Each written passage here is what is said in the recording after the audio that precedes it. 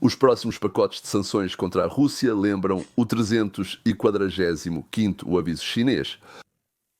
Houve sanções do inferno, houve sanções do fundo, mas até agora elas não exerceram uma pressão séria sobre o Kremlin. Elas atrapalham a vida da Rússia? Claro que atrapalham, mas não tanto e não para aqueles que decidem. E para aqueles que não decidem, o governo simplesmente não liga para eles. Eles se acostumaram a comer salsicha e usar vestidos chineses e tudo bem. Eu nunca antes, para ser sincero, tentei entender ou analisar as sanções, porque não importa o que me oferecessem. Eu sabia que Biden era uma dessas pessoas, ou digamos, as pessoas dele. São essas mesmas pessoas que empurraram Putin para a guerra e, pelo que entendo, também empurraram Zelensky e a Ucrânia para a guerra. Por outro lado, porque de repente eles pressionariam a Rússia para que a guerra acabasse. E a União Europeia, que comprava gás russo e petróleo russo em quantidades bastante grandes há 3 anos e meio, porque de repente ela iria, digamos, brigar com a Rússia. Vamos fingir, sem brigar.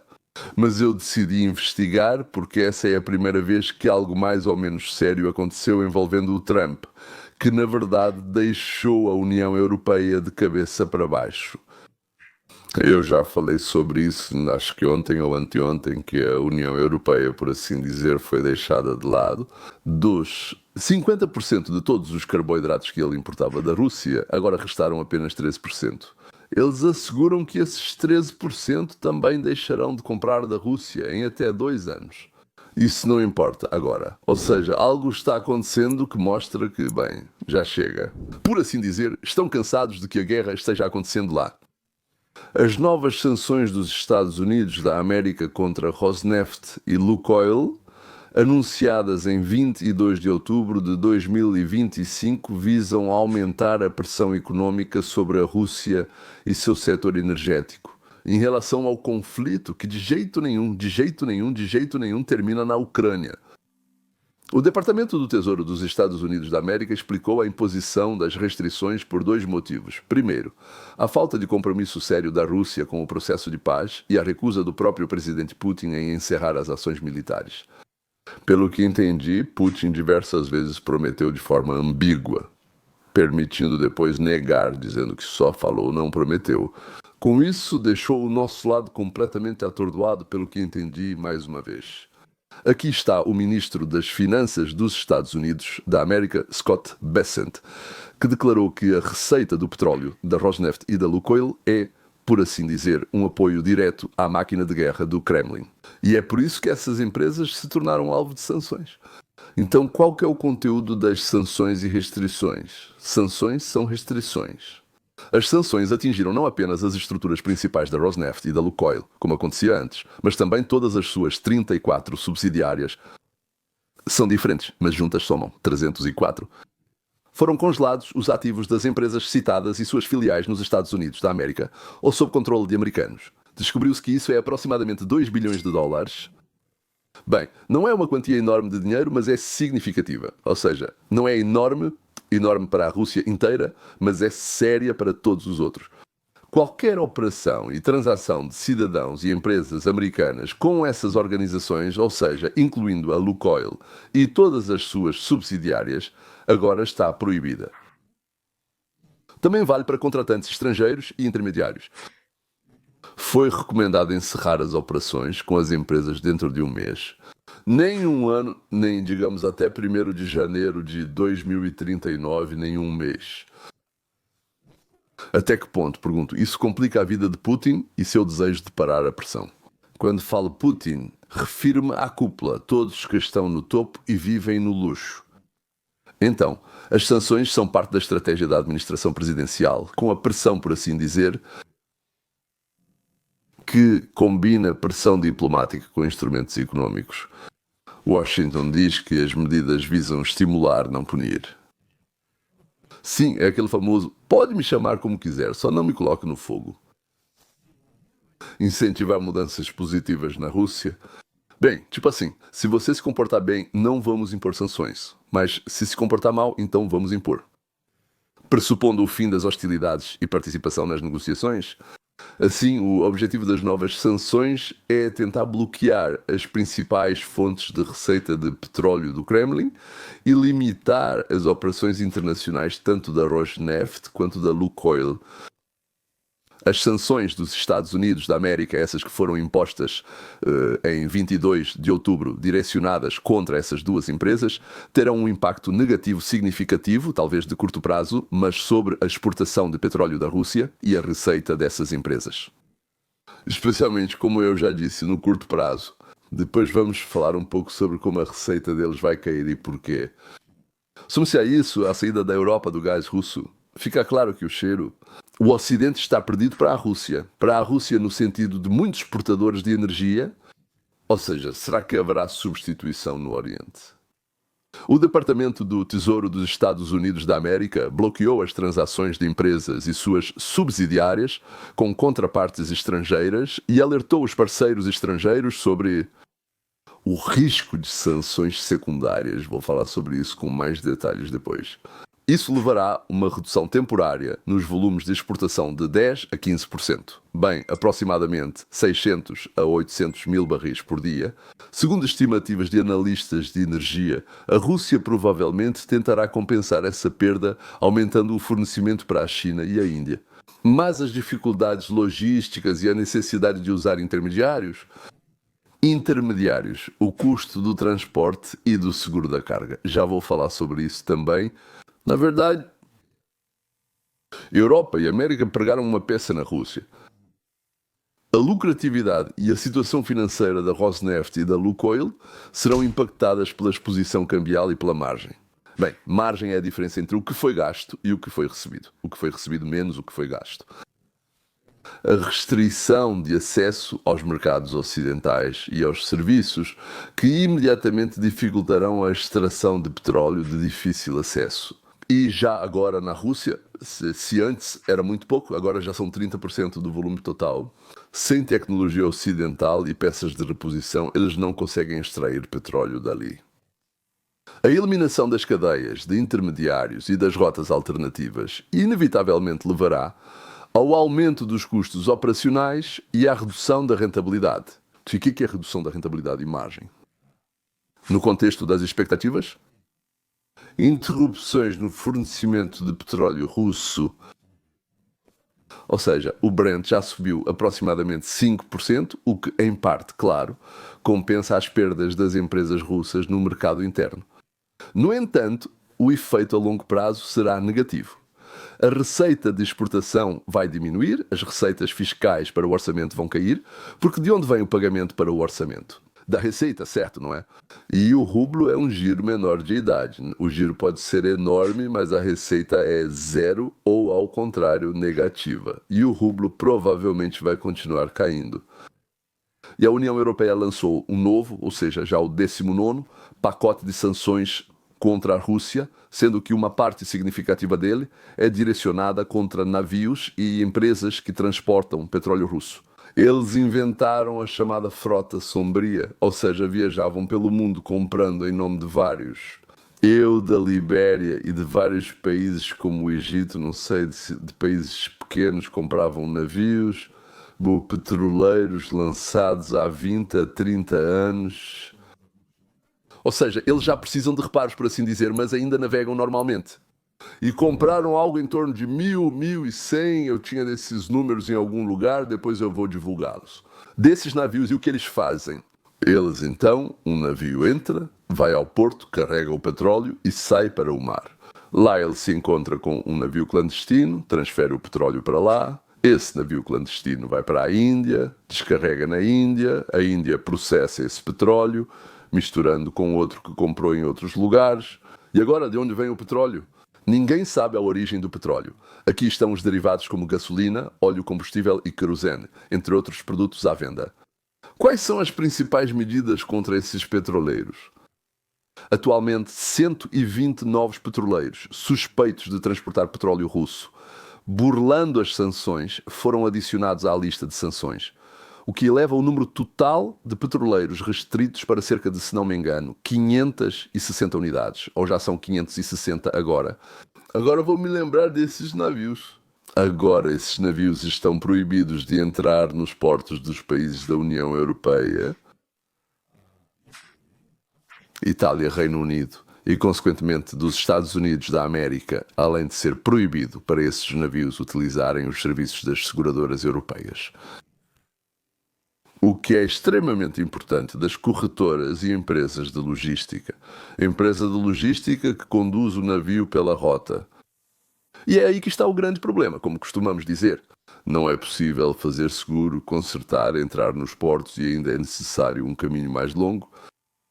Os países da União Europeia têm o direito de inspecionar navios suspeitos em alto mar.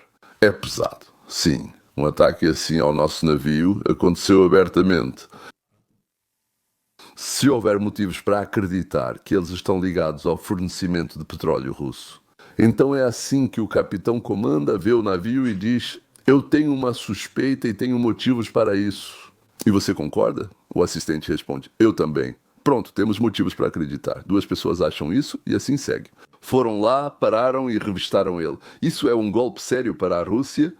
Novos formulários prevêem a aplicação do artigo 110 da Convenção da Organização das Nações Unidas sobre o Direito do Mar, que permite o embarque, a abordagem de navios sem nacionalidade. A bandeira da Líbia está hasteada, mas suspeitamos que ele seja russo. O principal objetivo é bloquear as rotas de evasão do embargo ao petróleo e privar Moscou dos lucros obtidos por meio de rotas clandestinas, onde, como eu disse, o petróleo é transferido de navio para navio em águas internacionais e revendido como se fosse de origem desconhecida. Simplesmente apareceu, não se sabe de onde. Só estava indo, de repente vejo, o navio está cheio de petróleo. A Comissão Europeia diz que o novo controle abre caminho para a violação total da supervisão do fornecimento marítimo de petróleo russo. Não acredito. A questão será só informar os europeus sobre movimentos de navios russos e suspeitos, porque temos lá uma quantidade incrível de satélites que, digamos assim, todos eles podem fornecer informações, fazer bip-bip, enviar sinais e produzir alguma coisa por lá. Aqui estão os aspectos adicionais. Está previsto um limite para o reabastecimento e manutenção de petroleiros que estejam ligados à Rússia. Tranquilo. Até 2027, a União Europeia pretende impor uma proibição total à importação de gás natural liquefeito russo. Não só o gás por gasoduto, mas também o liquefeito. E endurecer as sanções contra as grandes empresas de energia, bem, incluindo Rosneft, Gazprom e Gazprom-Neft, qualquer uma delas. Assim, a essência das novas sanções europeias não está apenas no bloqueio de navios individuais, mas também em prejudicar toda a infraestrutura logística. Ou seja, como eles viajam, onde fazem a transferência, como não são parados. Ou seja, tudo isso garante a exportação marítima do petróleo russo, desde os petroleiros e seguradoras até os serviços portuários e intermediários.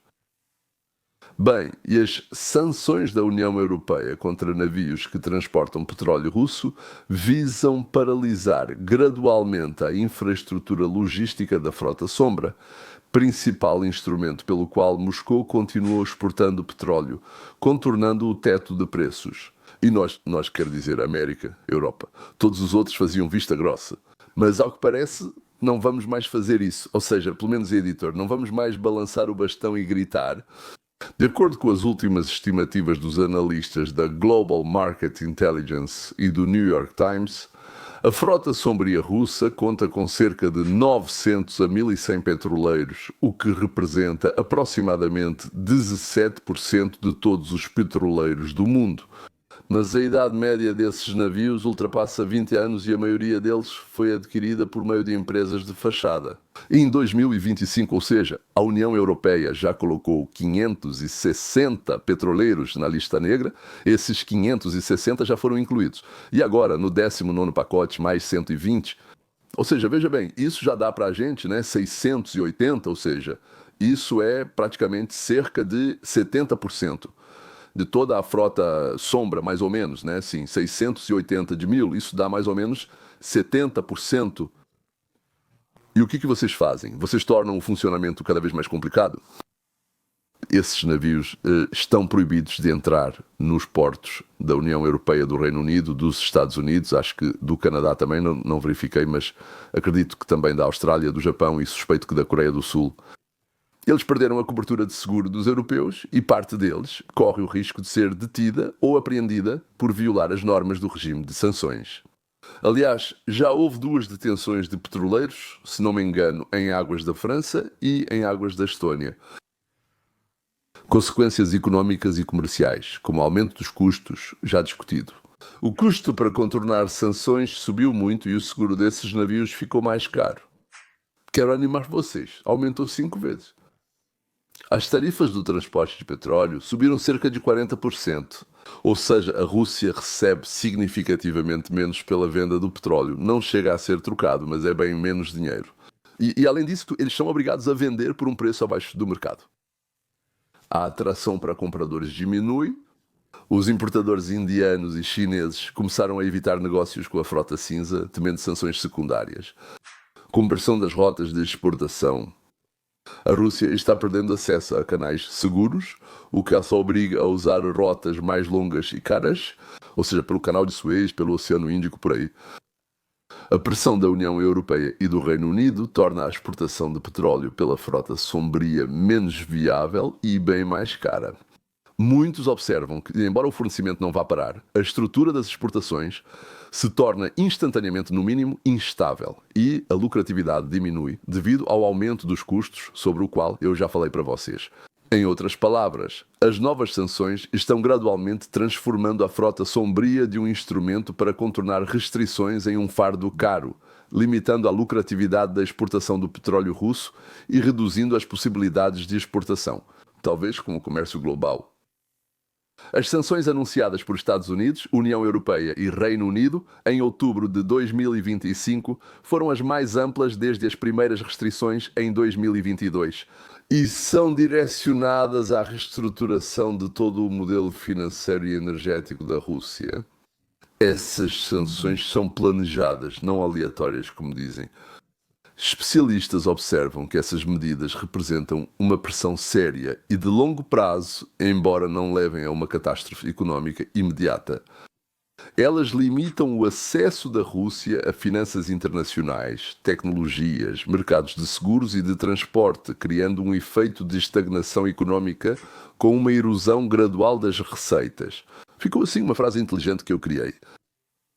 Segundo estimativas do Instituto de Política Económica Gaider, as sanções podem reduzir o crescimento potencial do produto interno bruto da Rússia, inicialmente em 1 a 2%, e caso permaneçam por um ano, até 7 a 10% do produto interno bruto em 2026. Legendas. Os ataques dos Estados Unidos da América contra a Rosneft e a Lukoil, sincronizados com as sanções europeias contra petroleiros e a frota sombria, atacam diretamente a principal fonte de receita em moeda estrangeira de Moscou. Essas medidas reduzem os volumes de exportação, aumentam os custos logísticos, limitam a infraestrutura de seguro e de transbordo, o que inevitavelmente diminui a lucratividade. É isso que importa para a Rússia, é isso. Londres e Bruxelas ampliaram juntas as restrições aos bancos. Os regulamentos alteraram os sistemas de pagamentos em yuans e dirhams. Acho que se chamam dirhams. Eu pensava que era dracmas, mas acho que se escreve dirhams. O que dificulta os esquemas para contornar as sanções através da Ásia? Isso já está levando ao aumento do custo dos empréstimos. E também, ou seja, além disso, é preciso pagar ainda mais pelo capital, o que reduz. No geral, até o outono de 2025, o déficit do orçamento federal da Rússia superou 3,7 trilhões de rublos. E isso é 4 trilhões pior do que no ano passado. O aumento dos preços dos componentes importados de equipamentos, assim como as restrições tecnológicas, levam à desaceleração da produção industrial e à desvalorização da renda real. O Japão participou disso, a Austrália participou disso. Bancos estrangeiros, traders e empresas de serviços que realizam operações significativas em favor da Lukoil ou da Rosneft podem facilmente ser alvo de sanções secundárias dos Estados Unidos da América, o que significa inclusão, continuação, desligamento, ou melhor, restrição de transações em dólares e exclusão do sistema financeiro americano. E não existe outro sistema. O que isso significa senão morte ou paralisia? Bancos com contas correspondentes nos Estados Unidos da América estão suspendendo pagamentos, mesmo via terceiros países. Em geral, as sanções secundárias dos Estados Unidos da América são direcionadas contra empresas e bancos estrangeiros de terceiros países que ajudam a Rússia a contornar as restrições diretas. E qualquer empresa envolvida na compra e venda de petróleo russo, petroquímicos ou combustível da Rosneft, Lukoil e outras empresas sob sanções pode perder o acesso a transações em dólar no sistema bancário americano. Bem, em geral já foram afetadas empresas da China, Turquia, dos Emirados Árabes Unidos, dos Emirados e assim por diante. Então vamos tentar resumir. Mais $1 bilhão da Rússia foi congelado. 70% dos petroleiros que eles usavam, fingindo que não tinham nenhuma relação com eles, foram identificados e proibidos de entrar em portos e de serem atendidos. E eles podem ser parados a qualquer momento no meio do mar e inspecionados. As empresas dos países que compravam petróleo da Rússia, depois refinavam e vendiam, fingindo que não era russo, podem acabar sob as mesmas sanções. Rússia. Qualquer banco que trabalhe com a indústria de petróleo e gás da Rússia será automaticamente excluído das operações em dólar, que hoje são as principais no mundo e sem as quais os bancos não conseguem sobreviver. O custo do transporte aumenta, o custo do seguro aumenta significativamente, o número de intermediários aumenta e, para vender o petróleo, é preciso vendê-lo a preços reduzidos. Então, a redução do preço de venda junto com o aumento significativo dos custos, além do risco de que os petroleiros sejam parados, apreendidos, o petróleo seja vendido e o dinheiro obtido por ele seja colocado em um lugar onde a Rússia não possa acessá-lo. Ao mesmo tempo, a Ucrânia ataca refinarias de petróleo e outros objetos energéticos no território da Rússia, tornando a produção de petróleo ainda mais cara e incerta. O petróleo transportado, por exemplo, já passou por essa situação. Seus produtos podem ser atacados por drones ucranianos, explodidos e queimados. Da mesma forma, qualquer porto onde o petróleo russo é carregado pode ser atacado e então o navio pode pegar fogo. Ou seja, a Rússia enfrentará forte pressão dos Estados Unidos da América, Austrália, Japão, União Europeia, Reino Unido e Ucrânia. Talvez o próximo passo de Donald Trump seja recusar comprar produtos de qualquer país que use petróleo russo na fabricação desses produtos. De qualquer forma, isso já não é mais um golpe contra bens de consumo ou contra indivíduos específicos com proibição de entrar na Itália para férias. Como eu já disse, essas sanções que se expandem lentamente, mas cada vez mais a cada dia, atingindo também os parceiros que compram, seguram, prestam serviços, financiam e assim por diante, todas elas vão acabar caindo. Alguns vão sair à força, outros vão decidir que não vale mais a pena e assim por diante.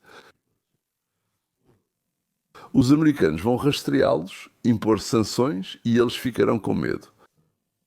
Porque entendem que romper relações potenciais com os Estados Unidos é muito pior do que bem com os Estados Unidos. Esse mercado é aproximadamente 40 vezes maior do que o mercado russo. Parece que essas sanções começarão a entrar em pleno vigor por volta da primavera de 2025. E até lá eu realmente espero já ver algum movimento feito pela Rússia em direção ao fim da guerra. Porque, bem, agora apareceu um porrete, um chicote, tá? Não sei como dizer com mais precisão, né? Mas algo com que se pode bater em Putin, na Rússia. As receitas da cooperativa ao zero. Eles não gostam disso quando tiram o dinheiro deles. Pronto, é isso. Encerramos por aqui. Até à próxima.